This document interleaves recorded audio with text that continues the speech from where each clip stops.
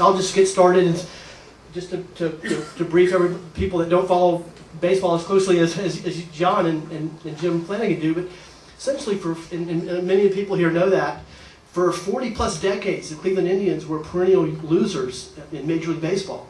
And even at a time when you went to be their general manager, as a young general manager, first-time general manager, even the city of Cleveland was maligned. I mean, it was talked about on night talk shows at night about the river being catching fire, and Cleveland was just greatly maligned as a town. Free agents wouldn't go there.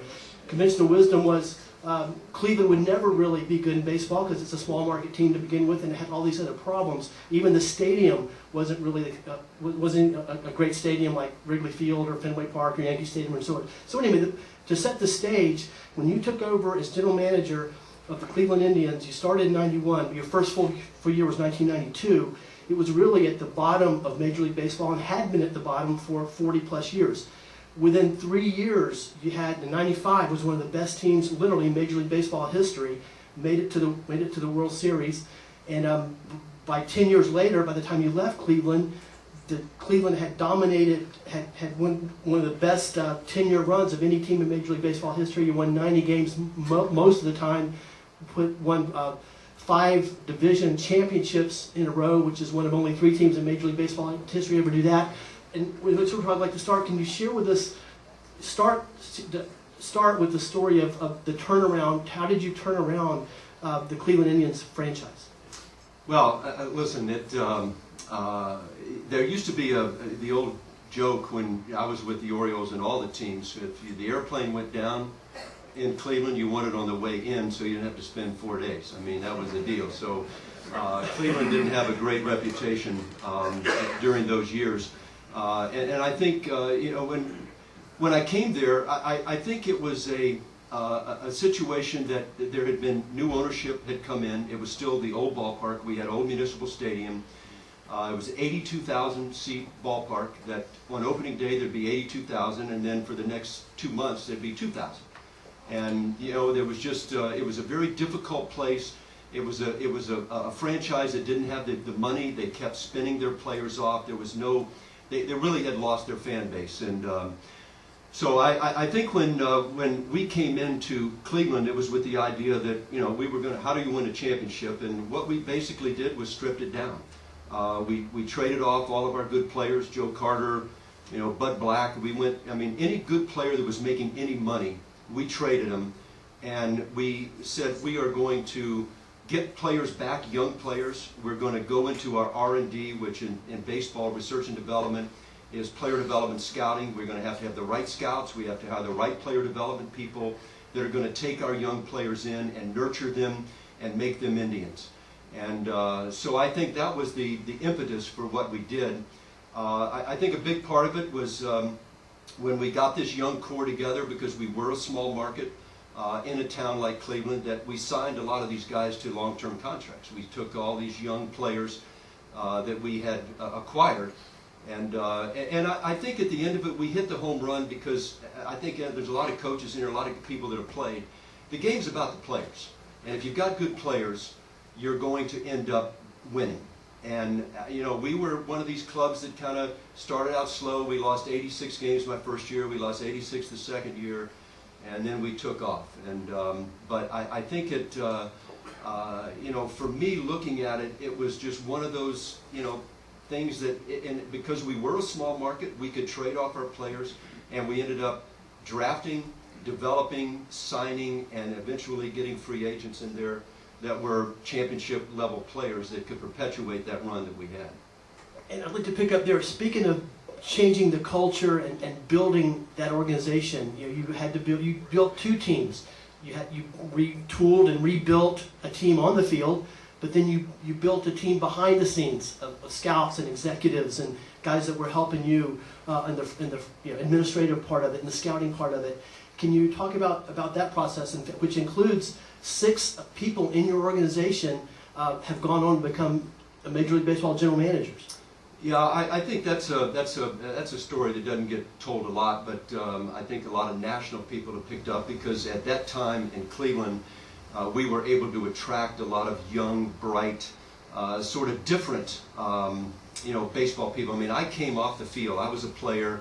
I was a coach. I was in winter ball. I mean, I was, that guy, and was sort of plucked out of the field to go to the front office. But I realized that I had limitations, that there were things that, like in any business, I think if you're really good, you'll realize what your strengths are, but you'll also know your limitations. And I was able to bring in, I think, a lot of guys with different skill sets than mine. Guys, for sure, a lot smarter than I was, but we were able to develop those guys that were able to help me when, as baseball sort of changed and became more of an economic engine. There were more dollars involved. You had owners that were more involved in, what the bottom line's going to be. And I think ultimately that, a part of it for me was, my code to them was to give them the missing piece for them. These were guys that were helping me put the financial components together for a major league team. But the missing piece for these guys was, how do you relate to players? How do you judge a player? How do you connect with the staff? How do you go down to your manager's office, or do you not go down to your manager's office when you've just lost a tough game in the 9th inning? And if you do, what do you say? How do you evaluate players? Those were the things that, we had an open door. I did, always have, and still do. But we'd be there at 2 o'clock in the morning in 1993, just getting beat by Toronto or New York, and we'd be talking about how we're going to get good. And what are we looking for in players? What kind of dynamic do we want? And these were bright guys, as I said, and a lot of these guys have been fortunate enough because of the success we've had. I think we've all been in businesses where you're sort of surrounded by success, and so you're rewarded by it. And a lot of these guys have gone on and done very well. Neil Huntington in Pittsburgh, Danny O'Dowd in Colorado, both general managers. Mark Shapiro, the president of the Indians now. Chris Antonetti, Paul DePodesta for years there. I mean, John Daniels in Texas. These are young guys with a different skill set. None of them ever put on a uniform and broke a sweat. And so it's a different, and if you look around in professional sports now, that's a little bit more of the norm than it is for maybe the guy like me that came up the old sort of long, hard, tough road.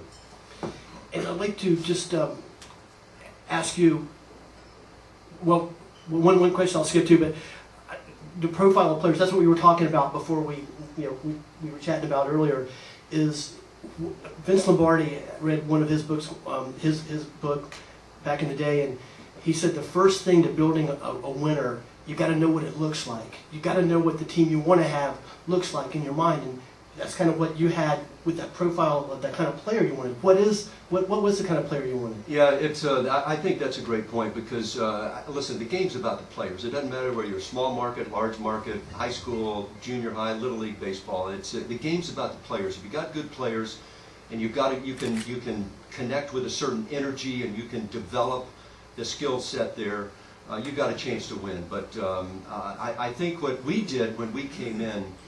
And I listen, for me, R&D is scouts and developers. If in baseball, if you're going out to acquire a player, you're going to have some scout. I couldn't go see every player. It wasn't like when I was managing and I could see what, had my arms around him. But you had to have people that would go out there and tell you. And so we would sit down and profile by position what we want to do. We'd say, okay, first base. All right, good. You got Mark McGwire out there. That's the guy you want. But don't look away from Mark Grace. Mark McGwire hit 40 home runs. That's what we want at first base.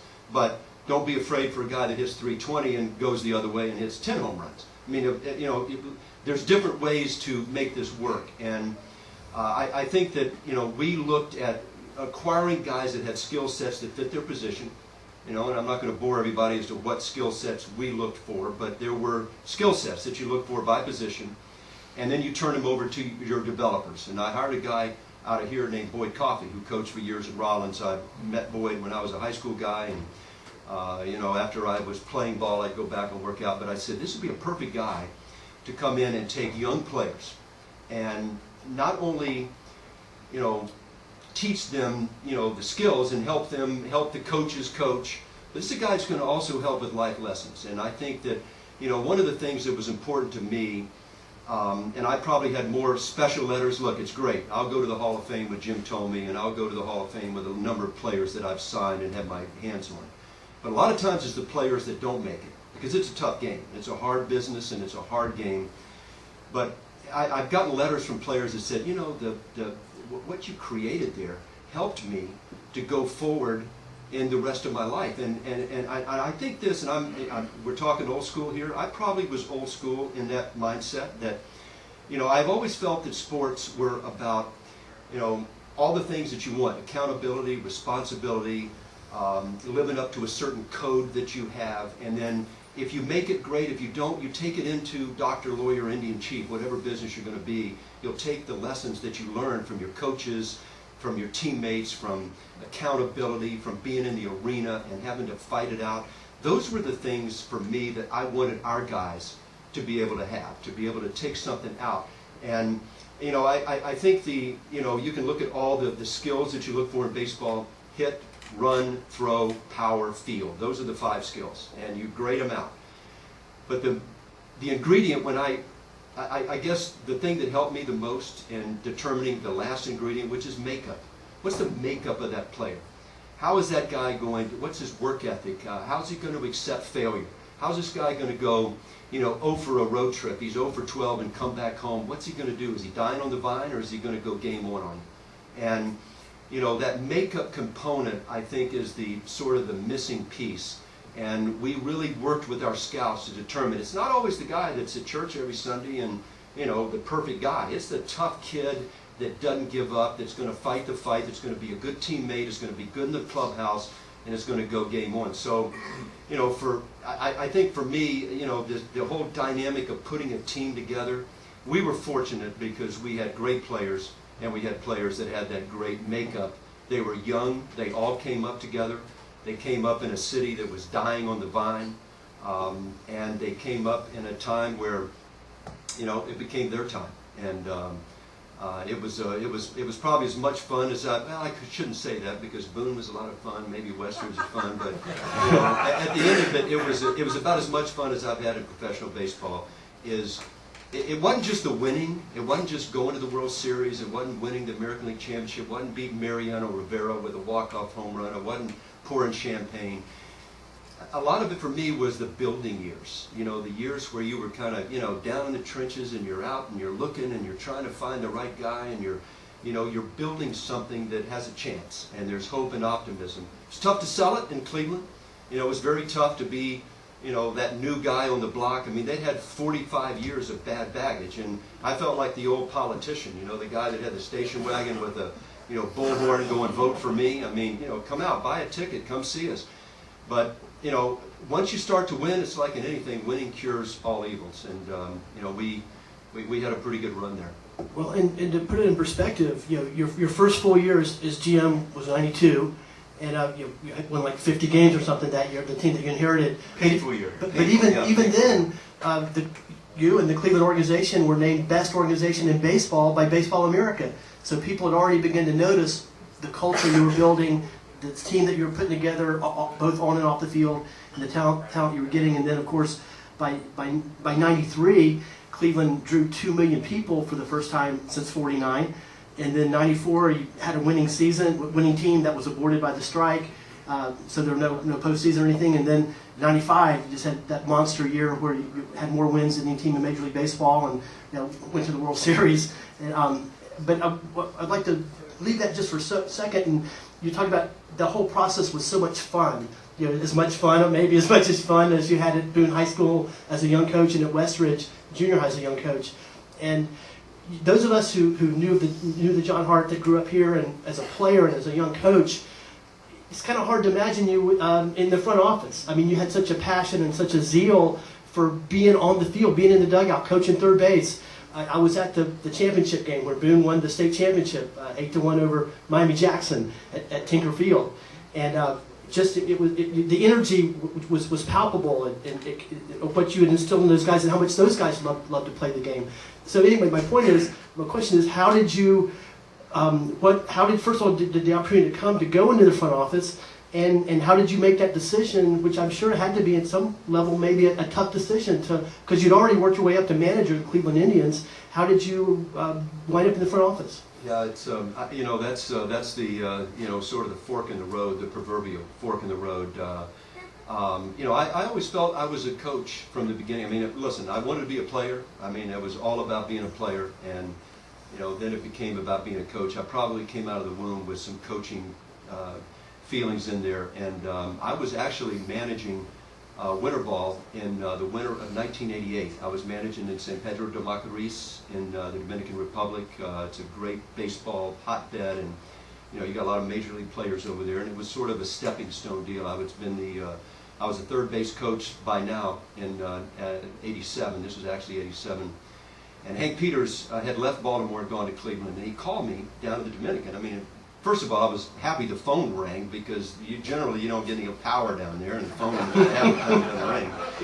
But Hank said, "Can you get on a plane, fly to Miami, take an early flight, I'll have you back for the game tonight. I want to talk to you about something." I thought it was going to be that I was going to be the next manager of the Indians. And I said, you know, I didn't even dream about the front office. And Hank, we met in the airport there, had a little quick 2-hour meeting. He said, "John, I'm going to take this. I'm going to do a 3-year gig here, and I'm looking for somebody to replace me. We got new owners here in Cleveland, and you know, I've seen you in Baltimore." He said, I want you to come in and replace me as the GM." And I was floored. And you know, I mean, it kind of, I mean, first of all, I didn't accept it, and you know, but he left me with this. He said, I want you to know this, that you know, as a young manager, you'll get a managing job. You will.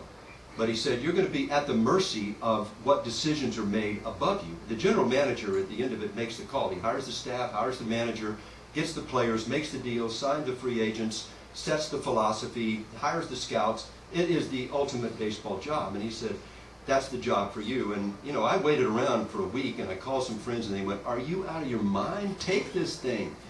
So I called him back, and you know, unfortunately, because I was on a 2-year deal with the Orioles, the owner at the time was Edward Bennett Williams, was the owner of the Orioles in that year, and he denied permission. He wouldn't give permission for me to go. Hank called me back. He said, "John, I'm sorry, but you know, they won't give you permission." And so EBW called me like 2 days later, and he said, "John, I know you're probably upset, but he said, look, you're going to be my next manager in Baltimore, and I'm not going to let you go. You've got you for another year. We're not happy with what's going on." And you know, so it was, you know, but Hank kept the seat warm. EBW, unfortunately, passed away that summer, and, you know, Hank kept the seat warm. So that was, you know, it was a tough call for me, because, you know, I guess this, and, you know, I'm a coach. I've been a coach. I was a coach. I became a coach. I went in and took the job in the front office. I walked in, and Ethel LaRue had been there. She worked for Gabe Paul, for God's sake. I mean, this girl had been there for 30, 40 years. And I walked in, and you know, I'm in an office. I'm not in the manager's office, I'm in an office. And I walked in, and I went, the phone had little blinkers on it, and I went, "Ethel, come on in here, girl." And I said, "Look," I said, you know, I don't know my way around the office. I said, "I'm a quick learner, I know players, but I don't." She said, "John, I got it." And you know, that, I mean, it was a different deal, but it actually was everything that Hank told me that it was going to be. And it enabled me, as long as I kept my coaching hat on, and not try to be something that I wasn't, that I was able to succeed in sort of a, you know, a different game that I was used to playing. Thank you for sharing that, because that's one of the things, if you look at your career, and that's a rare transition from career player, manager, coach in the dugout on the field into the front office. That's first of all, not many you know, long-time career coaches even get that opportunity, and many of the ones that do doesn't work out for them. So thank you for sharing that with us about your journey and your career. And I'd like to ask a related question.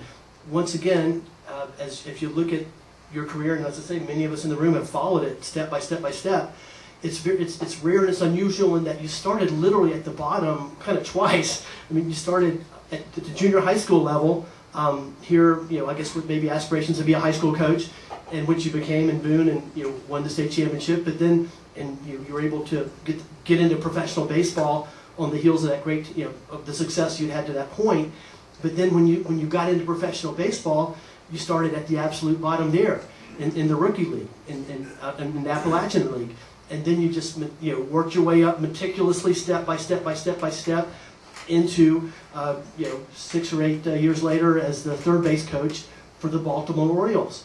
And can you two questions. What kind of, can you just talk about that process a little bit, and then also, did that unusual path into the general manager seat, did that influence the way that you conducted business and built the team, built the Indians as a general manager? Yeah, it's a great point. You bring up a lot of things that make me, really sad. I mean, I didn't make it as a player. We all, once you sign, I'm going to be a star, and, you sort of crash and burn. And, I probably gave it away a little bit as a player coming up. I mean, I had a great amateur career and got into pro ball, and, but again, it's all about learning life's lessons and how are you going to respond. I mean, it's the old thing that you try to do as a coach, or your coaches taught you. You get knocked down, what do? Stay down, whine, become the sympathetic ear on the back of the room, whining about things, or you get up and figure it out. And, as tough as it was for me not making it as a player, I still had a dream that, I wanted to be a big leaguer. I knew that was in my genes, it was in my genetics. I knew I was good enough as a player, but if it wasn't going to happen, I couldn't influence anybody to make it work, and I didn't know where to start. And, so you start where you can start. And I went back to school. I had my greatest coaching job of all time was when Westridge Junior High, I took over the football team that went 0-7 the year before, and we went 8-0 and beat Maitland in the Kumquat Bowl. It was the greatest coaching job of my entire life. The Westridge Warriors won it, but I was running baseball camps along the way. I mean, I was like fighting the fight here. I'd go to Rolling Hills in the morning. I'd go to Pine Castle in the afternoon. It became a time for me to begin to define sort of what it was that I felt about the game. If I were going to become this coach, and I had all this experience as a player, how do I define it? Okay, I'm going to go out and I'm going to teach these young kids at some little league, and I'm going to teach the double play. How do I want to teach it? Do I want them to come across the bag? Do I want them to step back off the bag and throw? Am I going to teach a pitcher what's their fatal flaw? Is the guy down under? How do I get him on top?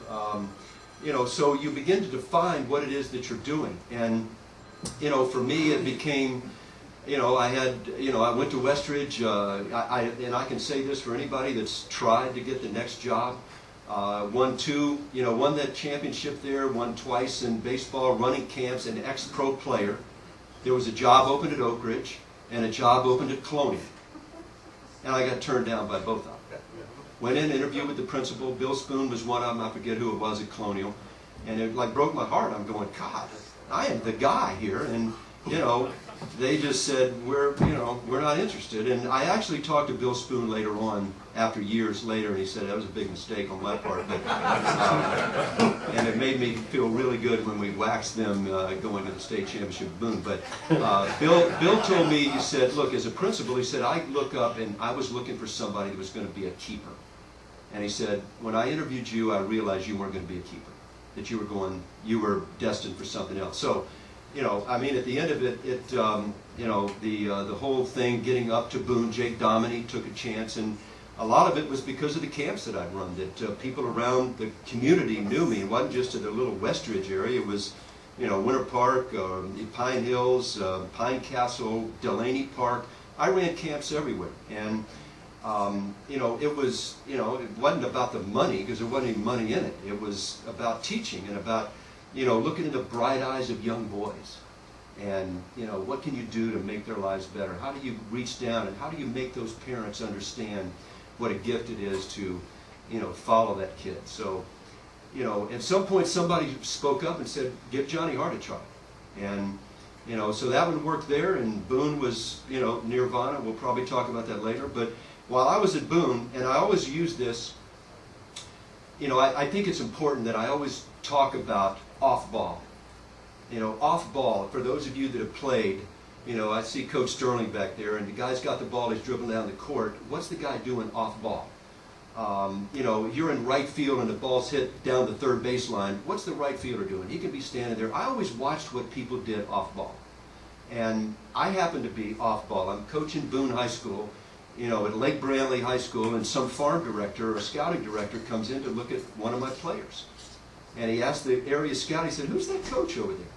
And the next thing you know, he picks up the phone, and 2 months later he calls, he goes, you interested in getting back into pro ball? Looked at your bio, and you know, you just never know. And, you know, he said, I've got a scouting job open. And I said, I don't want to scout. I want to coach. And then it became Bluefield, West Virginia. Sandy, my little lovely wife of 44 years, we lived in the nuns' quarters in Bluefield. And, you know, it was Nirvana up over above me. I go, Sandy, whatever's working, let's take this picture with us, because we never lost. We were like killing it. But we started at the bottom, and, you know, but it was a joy every day. You know, it was a great place to, you know, raise my daughter. It was, you know, it's sports. It's leading. It's, you know, it wasn't about the next job. It was about doing my job the best I could. And if somebody wanted to see it and recognize it, great. But it wasn't, you know, you're never going to succeed if you're out there trying to show off for somebody else. It's about those kids out there. How do you make them better? They're going to be the ones that put the record in place, not you. You're the coach. You can help them, but they're the ones that got to get it done. That's great. Yeah, we'd like to pick it up at Bluefield, because that was when you got your start in professional baseball. And by the way, you brought home the pennant, your very first professional managing job. In fact, as I understand it, it's a record that still exists, 66-15. And you were named manager of the year in Appalachian League. Then later you were also, I believe, manager of the International League. But that began your ascent into professional ball, and then you kind of went step by step up through the minors. And minor league baseball is, I think, one of the really unique parts of American culture, if you will. There's really nothing that's else like minor league baseball in America, in our culture. And there are books written about it, movies made about it.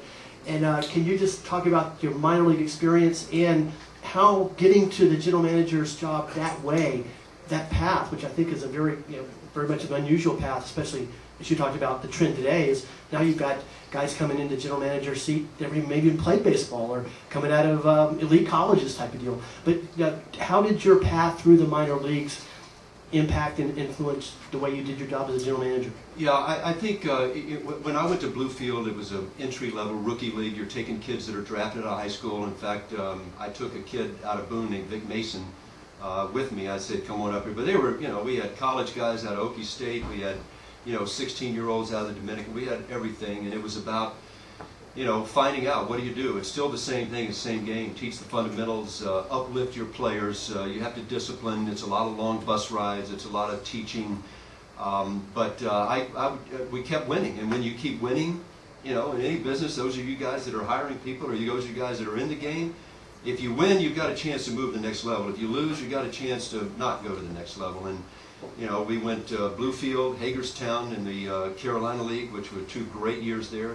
Went to Charlotte, actually won a pennant in Charlotte, had a great time. There was a AA club there in Charlotte. We had 2 great years there. And I remember the Orioles at the time had a great working relationship with Rochester in the International League. It was a great long-time franchise, and they lost like 8 or 10 years in a row, and they wanted this big-name manager, and they had this, Tom Giordano, the guy that was sort of my godfather in baseball, but they had to fly us in under assumed names, and we had announced, and people were sort of booing, and it was like, oh, man. We opened the year 1-7. The media was just crushing us, and we ended up winning the pennant that year, and had a phenomenal season. And and along the way, I was doing as I said, doing winter ball and the whole Latin American.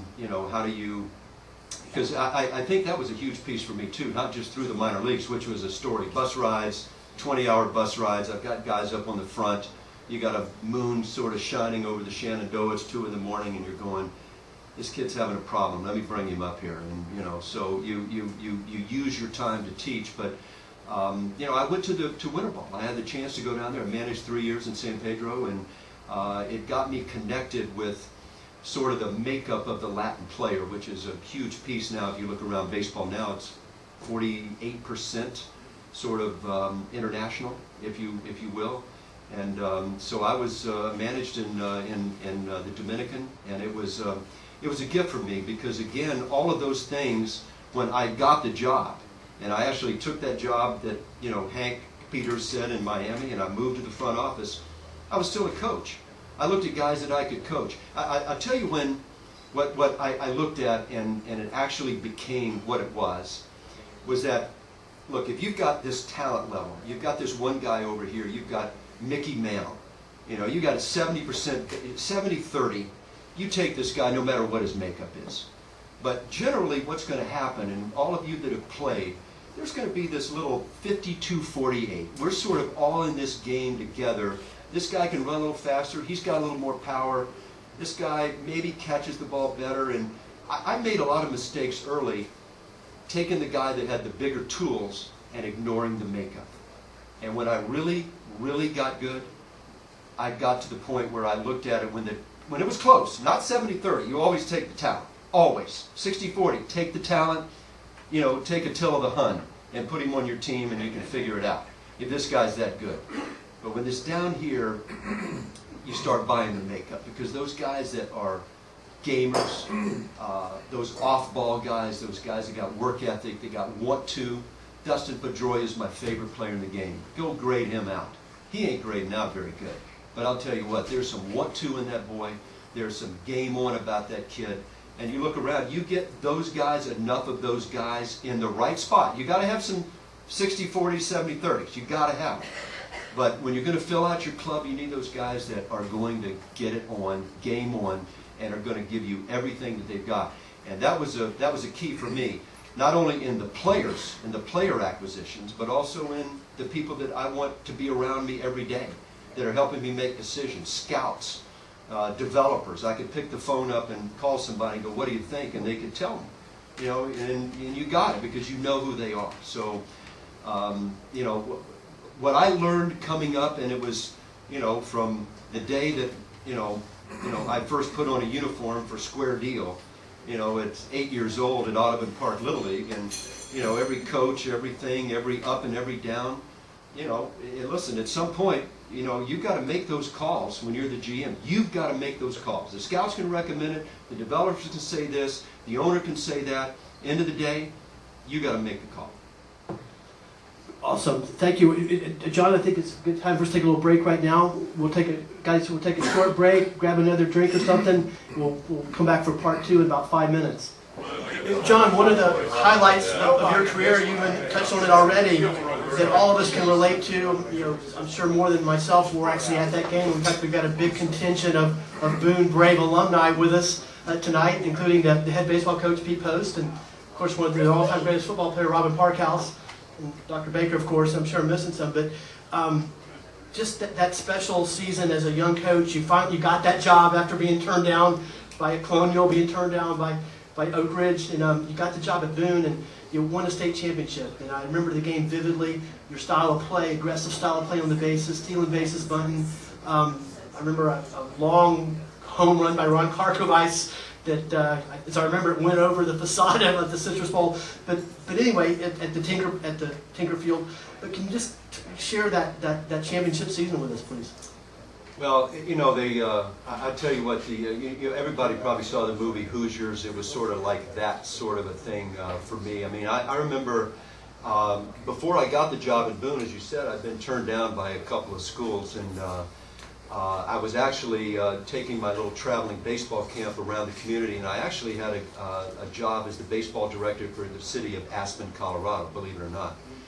And so, you know, I got a call and they said the Boone job is open, and, you know, so anyway, I got hired, but I was having to leave, so I had a quick meeting with the team, and I'd done camps for years, over the last 8 or 10 years, and I'd seen a lot of these guys over the Conway Little League and Delaney Park Little League. I knew there was a lot of talent. Remember I said very first of this interview, the game is about the players.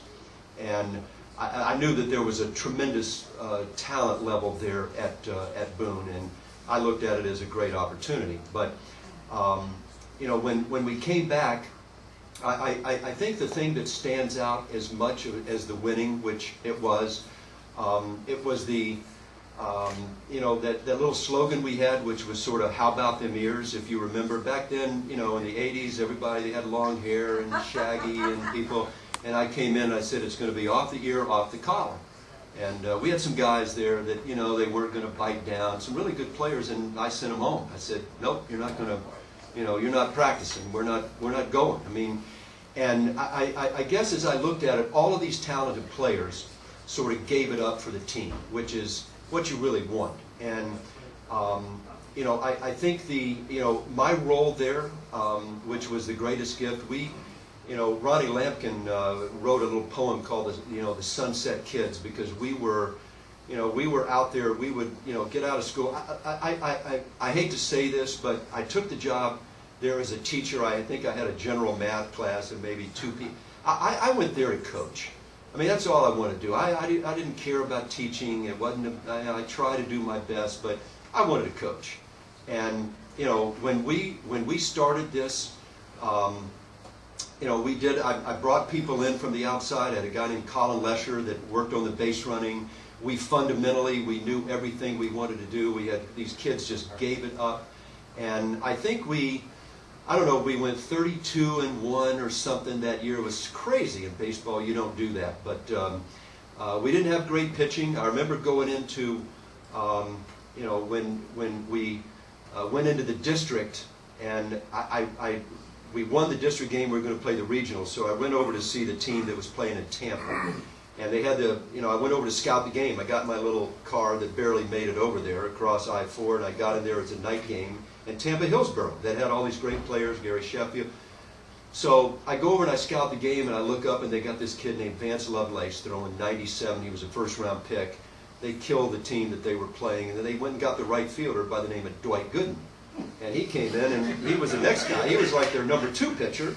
And then they had another guy that they gave an inning to named Floyd Yeoman, who was a first-round draft pick of Montreal. So I went back to our team, and I'm going, guys, this is going to be I mean, we got a long road to hoe here. And so at the end of it, I think we ended up winning that one 1-0. Johnny Lumbert hit a sac fly, and we ended up winning 1-0. And you know, we ended up going into the state championship at Tinker Field, which was a great thing. And but it was, you know, it's one of those sort of magical things that come along. It was great for me, young coach.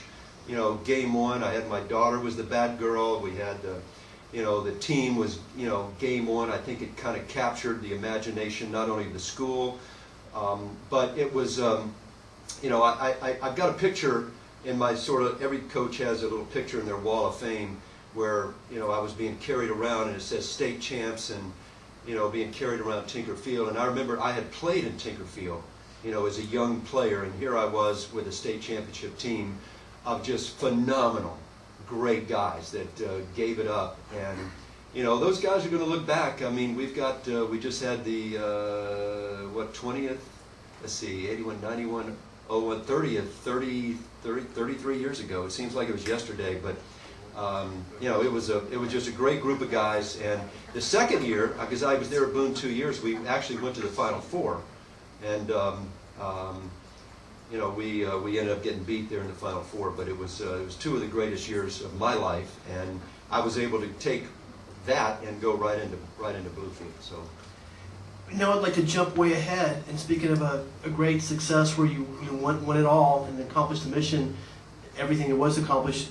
We talked about the incredible turnaround of the Indians, and part of that was in 95 and 96 having the best regular season record in Major League Baseball, and then also we have 5 in a row division championships, one of only 3 teams to do that in Major League Baseball.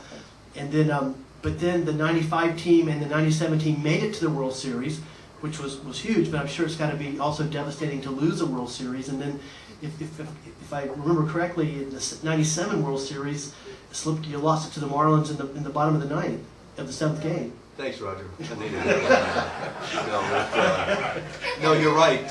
You know, I think again, you know, it's hard to believe that in 81 and 82 I was coaching at Boone, and in 88 I'm coaching third base in Baltimore, and in 92 I'm the general manager of the Indians, and then, you know, you just sort of scratch your head. But it's still the same game. It's still good players, get the right people together, get the right dynamic, the right energy around whatever organization you're in. You know, whatever organization you're in, it's the same dynamic. But 95 wasn't as painful. We played the Braves. We had the strike year that year, and I had signed Eddie Murray as a free agent, Oral Hershiser, and Dennis Martinez. Those were 3 great components. Sort of at the end of their line, they were sort of, you know, not quite the guys they used to be, but they were still winning people. And you know, in 95 we got there and we lost to the Braves in Game 6. Tommy Glavine, I remember, threw a great game against us, and we ended up losing in Game 6. And with the key, we had to beat Randy Johnson to get there. I mean, we had to beat Seattle. 97 was the storybook year. That was the year because we had teams in 95, 96, and we went in as the #1 seed. We had the best record in baseball, back-to-back years. We went in 97, and I had to trade off some players, guys that, we couldn't sign, guys that, weren't they sort of got a little too big for what they were doing. And I made some moves. I made some dynamic moves. We ended up getting traded Kenny Lofton for David Justice and Marquise Grissom. We let Albert Bell go. We had a different team, but in '97 we went in as the 8th seed. We snuck in, we barely snuck in that year, and we got hot at the right time. We had a great series against Seattle, and then we were sitting on the tarmac waiting to go to New York or Seattle. They had a big Game 5, if you remember. That's the game that Edgar Martinez hit a double. Anyway, we went to Seattle. We had a great 7-game series with Baltimore. Mike Mussina, Chuck Nagy tied up in Game 7. We had a great game and won that one. And then we went down to Florida, and we really were a better team. We felt we were ready to go, and it's one of those things. We kind of lost the games we shouldn't have. We won the games we shouldn't have, and we went down to Florida for Game 6, and we were down 3-2, go on the road. And I remember they had Kevin Brown. It was a great pitcher at that time. And we had Chad O.J. that probably nobody's heard about unless you're from Louisiana and backcountry bayou Cajun boy. But this guy was game 1, and he beat Kevin Brown, 2-0. And we go to Game 7. I remember sitting out on the Fontainebleau Hotel and, sort of looking at my life and going, I said, I'm not going. This isn't going to define me, because we've had success and we're going to continue to have success. We've done everything we can do. Let's see what happens. And so we go out, and we went to the 9th inning of a World Series game. It hadn't happened, maybe 2 or 3 times in the history of all of baseball for 130 years. We went to the 9th inning with a lead. And I remember, I was sitting in the stands. My owner, they brought us down. I didn't want to leave my seat. They said, come on down. They had the trophy, the champagne's all ready to go. And I'm going, it's a 1-run game here, boys. I said, no, it's part of the TV contract. So I go underneath the tunnel and proceed to see us give up the lead in the 9th. Agonizingly sat there for 2 innings with my owner. And we ended up losing it in the bottom of the 11th. And I remember, it takes a great owner in pro sports. It's like the principal. If you're a teacher or a coach, we all know it for the coaches that have been there. You've got to have great leaders. And my owner, I remember sitting there with Dick Jacobs, and the guys came off the field. Jimmy Tomey, Omar Vizquel, Kenny. We had Manny Ramirez. We had some Sandy Alomar, great players, Hall of Fame guys. And they came off the field, and you want to talk about tears. People, the pro guys don't care. You just get walked off in Game 7, and you've laid it out there for 8 months trying to win. There were tears. And I remember Dick Jacobs came out and shook everybody's hand and said, we'll be back next year. The Marlins sold off their team, if you remember that year. And the Indians went back 4 more years. We had a level of sustained success in Cleveland. We didn't win it, but we gave our fans something that you want to do every year. You want to give them hope. And you want to be playing for something in September. You want to have a summer for people that are up north and had the winter that they've had. And now it's, spring training's open. Here comes the team. It's summer. This is where people come. They come to the ballpark. You want to play for something in September. You want to get into October where the shadows get long and the air gets a little cool and they hang those banners out and you're playing for all the marbles. And, it's pretty special, even though we didn't win that thing. I still, to this day, haven't watched the tape. I do some TV work now with MLB Network, and they'll go, oh, let's go back and run the night. I go, oh, not on my watch here. We ain't watching that thing. John, one of the things I think that characterizes your career, and obviously comes across tonight, is that you have so many people, are so often, as people as they advance through their career or whatever, they kind of lose touch with who they used to be. But it's obvious you still see yourself as a player and as a coach. And I think that definitely impacted the way that you handle things as a general manager as well. And I think that's just kind of a complaint often for people in the executive suite, not just in baseball, but across the board in American business. But I'd like to have you talk about some of those players, because one of the things that we talked about before we started taping the show is that under your leadership, you brought in players, but you did it in a variety of ways. I mean, some organizations, just like the Yankees, obviously the most explicit example, just go out trying to buy up all the players and have virtually no farm system. Other organizations, it's all farm system. But with you develop players. You had players come up through the ranks. You went out and you traded for players, and then you also brought in made some great free agent acquisitions. So, and some of the players when you talk about guys like Eddie Murray, you brought in his career. He helped in those early years. Kenny Lofton, as you've talked about, was brought in with a trade, actually twice. Carlos Baerga, Sandy Alomar as young players. Manny Ramirez, Albert Bell, Jim Thome.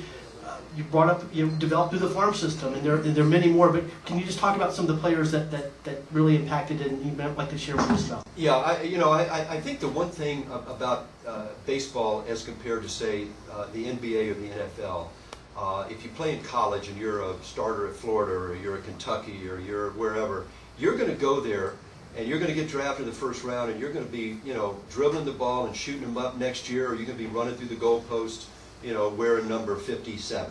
You're going to be that guy. In baseball, you draft that guy because at the time we used to have 50 rounds in the draft. We've got like 30 rounds now, but 30 rounds in the draft. This first guy gets drafted, he's going down to the rookie league. He's on a bus. He's nobody. I don't care if he's All-American at wherever. He's got to make his way through it. So there's a development component that's a part of it. And if you are a market, a smallish market, revenue, you're not the Yankees where their TV dollar, Boston with Nesson, New England Sports Network, the Dodgers just signed a $2 billion, television deal. I mean, this is funny money, and you almost don't have to worry about it. The team that's doing as good a job, Andrew Friedman has called me many times, said we're trying to follow your model in the '90s in Cleveland, is Tampa Bay. Because Tampa Bay is a club that you look up. They've got a ballpark that's stuck out on on a barrier island out there nobody can get to, and nobody comes to it. It's got a horrible dome on it, and yet they just don't have any. They don't have the revenues. They can't. So they've got to rely on their farm system. They've got to rely on wise trade. So what that means is that you've got to have all components going. You've got to have your scouts that are out there, your developers that are out there that are going to be able to make these guys into championship players. And you've got to take chances, you've got to take risks, you've got to sign players younger. I remember when we signed, I think in '93, we signed 12 players that were 1+, meaning 1 year in the big leagues. 1 year in the big leagues, clubs control a player for 6 years. You own them for 3, and then you go to arbitration for 3.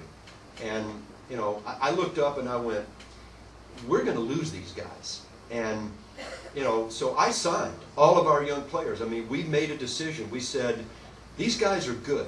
And if we're worth our salt as evaluators and as leaders, we better sign these guys for 6- and 7-year deals. And I was a 1-year general manager. I remember my owner going, well, what happens if they're not good? I said, well, if they're not good, somebody else is going to be having my keys. But I said, at the end of it, this is the only way we're going to survive. Pittsburgh was a team that was sort of a Rust Belt city, sort of like Cleveland. They had Barry Bonds, they had Bonilla, they had Drabek, they had Andy Van Slyke. All those guys got too expensive, lost them all. And so we kind of sort of took a chance. And I remember a general manager, good friend of mine now, but at the time was an esteemed general manager named Fred Clare with the Dodgers. Now the Dodgers, big money, and he called me. All of a sudden we announced 12 guys signed to 6- and 7-year deals. Now these guys were guys like Omar Vizquel, Manny Ramirez, Jim Thome. It was a good players, Sandy Alomar. And he said, John, what are you doing? He said, are you kidding me? He said, you just got the job, and this is what we have the system for. You need more time to. I said, I'm not in L.A., Fred. I'm in Cleveland. We got the lake's on fire out here. I can't get 2,000 people to come to a damn game, and I got to sign these guys. That's the only way we're gonna do it. So you take risks, you take measured risks. You rely on your scouts, you rely on your developers, and ultimately, you look at, what do you do to win? How do you win? And look, life's about risk. It's about measured risks.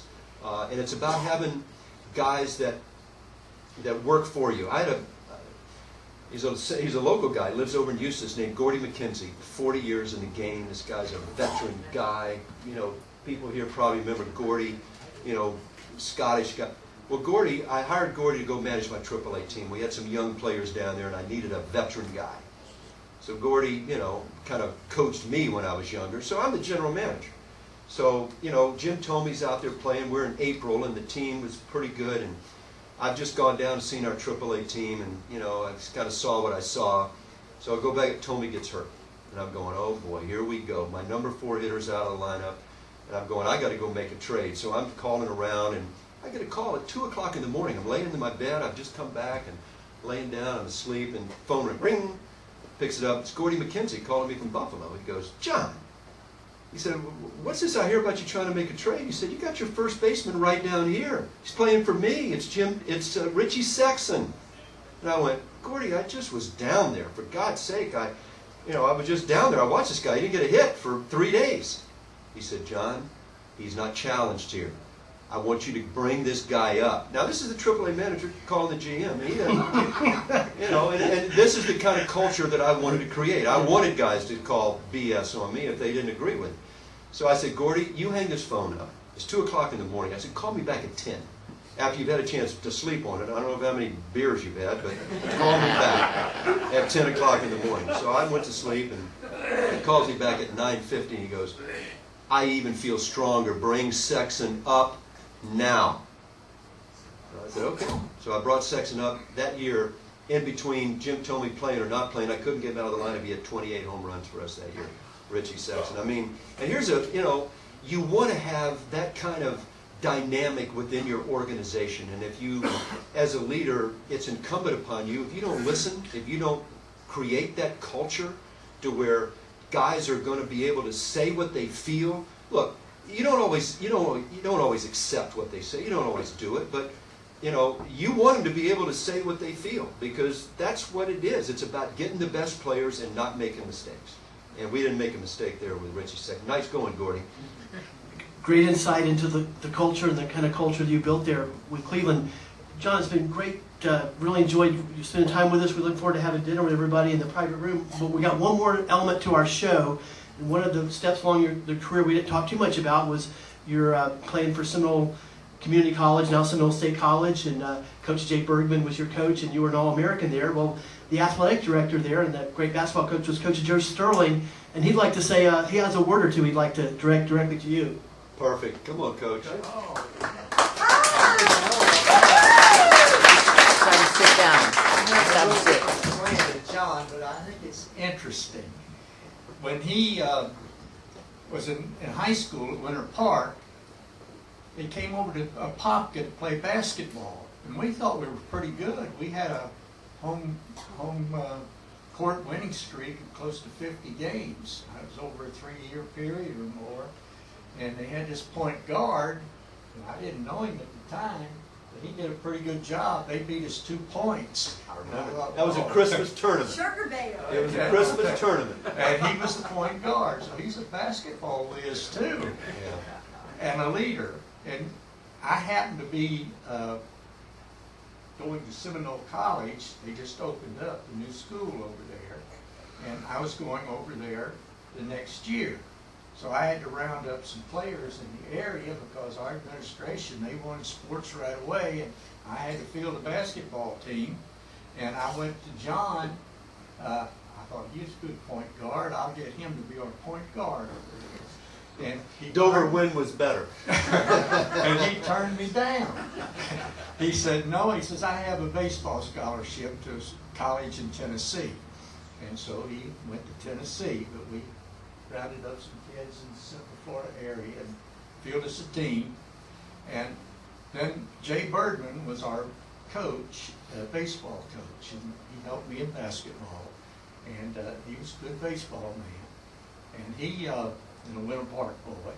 Yes, he was. Yeah. And he did a pretty good job of talking, because John wound up at Seminole next year as our catcher and kind of sparked that team, and we had a pretty decent team for a school just starting sports. And but he really added to it and was a leader out there. But then I've got one other interesting story. we were in a state tournament down in South Florida. And we won the state in the junior college division. And John was at the game supporting us. And I thought, boy, that's great, John, some of the baseball boys down here. But you know what? We had a cute little vivacious cheerleader. And I found out, I figured it out. He was down there to support the cheerleader. Just an American boy, Coach. That's all I was, an American boy. You did a good choice. You did a good 44 job. years later. So how many years is that? 44 years later. 44 years. So we did a great job. Thank you, Coach. Perfect way to end our